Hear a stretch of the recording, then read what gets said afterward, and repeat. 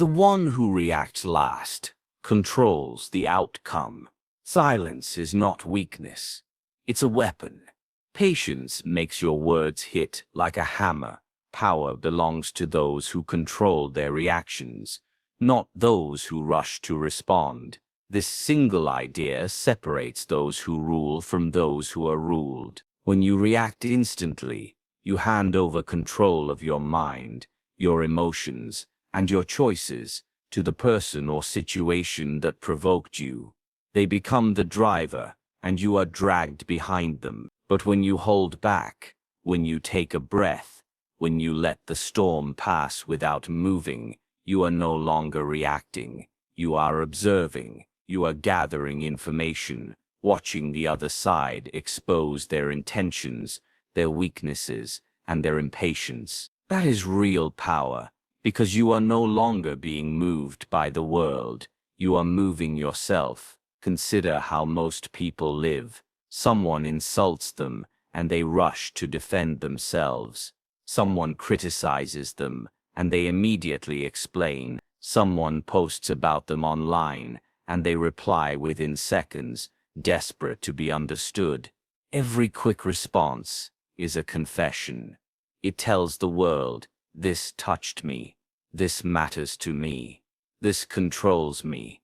People who rush to respond are showing their emotions naked for everyone to see. They give away leverage they didn't even realize they had. True power is cold and patient. It does not flinch at the first blow. It does not scramble to justify itself. It knows that whoever speaks first is usually the weakest, because they are speaking to relieve tension, to escape silence, to make themselves feel better. But silence is a weapon. It creates tension that the other person must break. It forces them to speak more, to explain themselves, to reveal their hand. The one who stays silent is the one in control because they are not driven by impulse. History is full of examples of powerful people who understood this. Generals who refused to attack until the enemy exposed their position. Leaders who let their rivals speak first, so they could strike when the time was right. Even in everyday life, the most confident person in the room is often the one who speaks last. They do not feel the need to prove anything quickly, because they know that the longer they wait, the more the room will turn its attention to them. Waiting builds weight. It makes your eventual words or actions land harder, because they were not given cheaply. This is why reacting slowly is not weakness. It is strategy. Every second you hold back, you buy yourself time to think, to breathe, to cool your blood, and sharpen your mind. Instead of blurting out the first emotional response, you craft the one that will have the greatest impact. Sometimes that means speaking softly when everyone expects anger. Sometimes it means doing nothing at all, letting the other person dig their own grave with their noise. Self-control is the rarest form of power in a world addicted to speed. People are trained to reply instantly, to react immediately, to prove they are quick and clever. But cleverness without control is a trap. You may win the small moment, but lose the larger war. The person who controls their reaction is playing the long game. They are thinking not just about how they feel now, but about how this will affect them tomorrow, next week, next year. When you master this, people feel it. They sense that you are not easily shaken, not easily provoked, not easily manipulated. You become a harder target. They start to choose their words more carefully around you, because they do not know what you are thinking. Your silence becomes intimidating. Your stillness makes others restless. And while they waste their energy trying to read you, you are deciding calmly, deliberately, how you want to shape the situation. That is why power belongs to those who control their reactions. They are not merely responding to life. They are directing it. They choose their battles. They set the pace.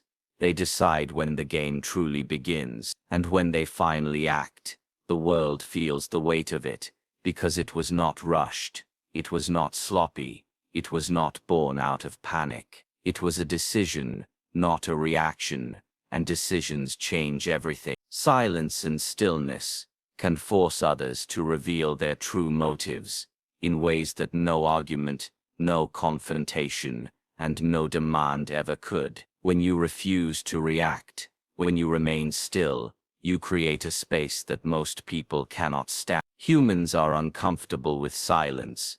They feel compelled to fill it, to explain themselves, to justify what they are doing. Your stillness becomes a mirror, reflecting their behavior back at them until they can no longer bear the weight of it. And then, without even realizing it, they start talking, they start confessing, they show you what they really want. This is the hidden power of restraint. It turns you from a participant into an observer, and observation is where real understanding begins. Consider what happens when someone is trying to provoke you. If you fire back immediately, you give them the satisfaction they were looking for. You confirm to them that their words had power, that they struck the right nerve. But if you say nothing, if you remain unmoved, they are left in uncertainty. They start to question whether they were heard, whether they went too far, whether they failed to get a reaction. And because they are unsure, they will often push further, saying more, revealing more of their thinking, until they overplay their hand and expose themselves completely. What you learn in that quiet space can be more valuable than anything you would have discovered by reacting. Stillness is a form of pressure, one of the most subtle yet most effective tools in human interaction. The more you stay quiet, the more the other person feels the need to fill the void. It is in that nervous talking, that anxious explaining, that their true agenda slips out. People can only keep up a mask for so long. Silence stretches time, and in that stretch, pretenses crack. You begin to see whether they are sincere, whether they are lying, whether they are acting out of fear or out of hidden resentment. What they say in that space is rarely scripted. It is raw, unguarded, real. In The Prince, Machiavelli often emphasized that appearances can be deceiving, and that rulers must always seek to understand what others truly want, not what they pretend to want. Stillness is the way to uncover this truth. When you are not speaking, you are watching. You notice the small changes in their face, the way their tone shifts, the way their body language betrays. People who talk too much in a room with someone calm and silent usually end up telling you everything you need to know to make the right move. Even outside of conflict, silence is a powerful test. If you want to know whether someone is loyal, whether they respect you, or whether they have hidden intentions, give them space and see what they do with it. If you pull back and stop giving them constant attention, the ones who are genuine will remain steady, but the ones who are opportunistic will start to act out. They will try to pull you back into giving them validation, or they will expose their true disloyalty by seeking it elsewhere. You don't have to confront them directly. Just stop feeding them with your energy and watch what they do. Stillness forces them to act without your influence, and their actions will tell you everything. This is why masters of negotiation often use silence as a tactic. When an offer is made, the most powerful thing you can do is say nothing. Most people are terrified of empty space in conversation, and will start talking just to break it. They will explain their offer, weaken their own position, or even improve the deal without you saying a word. Your stillness becomes the lever that moves them toward where you want them to go. It is not aggression that gives you power in these moments, but patience. Silence also creates a psychological effect on the person speaking. It makes them feel exposed. When you do not respond, they cannot read whether you are angry, amused, hurt, or indifferent. This uncertainty is unbearable for many. They crave to know where you stand, and in that craving, they begin to show more of themselves. They reveal their fears, their insecurities, and their desperation for approval. This is information you can use to decide how to proceed, and it is information they would never have given you if you had spoken too soon. Stillness is not passive, it is active observation, and it requires discipline. Most people break their own silence too quickly, ruining the effect. They feel the same discomfort the other person feels, and try to escape it by talking. But if you can master the art of waiting, of letting the discomfort hang in the air, you turn the situation into your advantage. The person across from you will begin to dance to a rhythm you control. This power is not limited to conflicts or negotiations. It works in everyday relationships as well. The parent who does not rush to scold, but waits in calm silence, often gets a fuller confession from the child. The friend who does not immediately react to gossip, often learns who can be trusted and who cannot. The leader who does not immediately answer every question commands respect, because their words seem carefully chosen rather than thrown out careless. Silence and stillness are forms of psychological leverage. They force others to confront themselves, to wrestle with their own conscience, to speak more than they intended, and to reveal what they might have otherwise kept hidden. By doing nothing, you often learn everything, and when you do finally act or speak, you do so from a position of complete understanding, rather than blind reaction. That is why stillness is so powerful.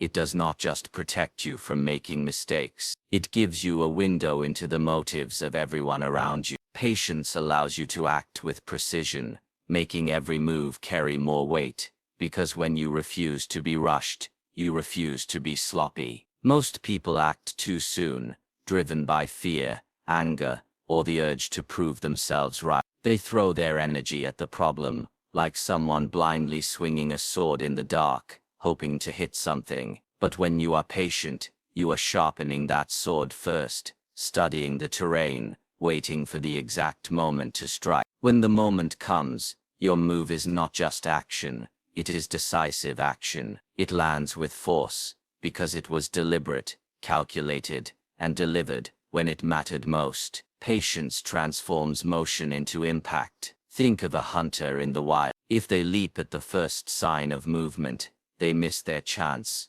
and scare away the prey. But the patient hunter waits, breathing quietly, watching every step, every sound, until the prey is exactly where it needs to be. Then, and only then, do they take the shot, and they rarely miss. This is the difference between ordinary people and those who wield power with precision. Ordinary people move fast to satisfy their emotions. The powerful move slow to satisfy their strategy. They understand that timing is everything, and that the right action taken too early is the wrong action. Patience is not about sitting back and doing nothing forever.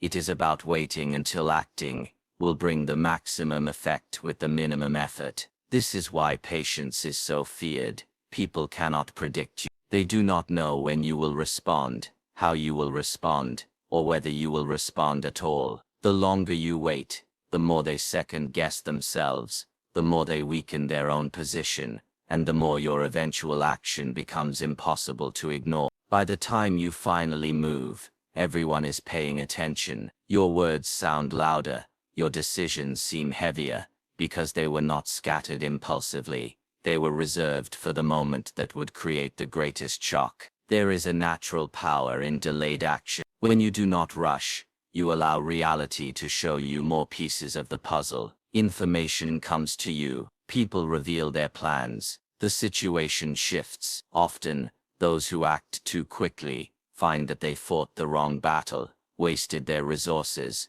or turned allies into enemies unnecessarily. Patience prevents this waste. It allows you to act with clarity rather than confusion. Your decision is no longer a guess, but a conclusion drawn from watching the full picture unfold. That is why your move feels unstoppable, because it is based on truth, not emotion. In warfare, this principle is everything. The general who waits for the right moment to strike wins with fewer losses than the one who charges blindly. In politics, the leader who waits for the right scandal, the right wave of public opinion, the right opportunity to pass a law, often accomplishes more than the one who tries to force everything too soon. Even in personal life, Patience gives you the space to see what is real. People reveal their loyalty, their intentions, their weaknesses over time, and by waiting, you choose your actions from a place of knowledge instead of assumption.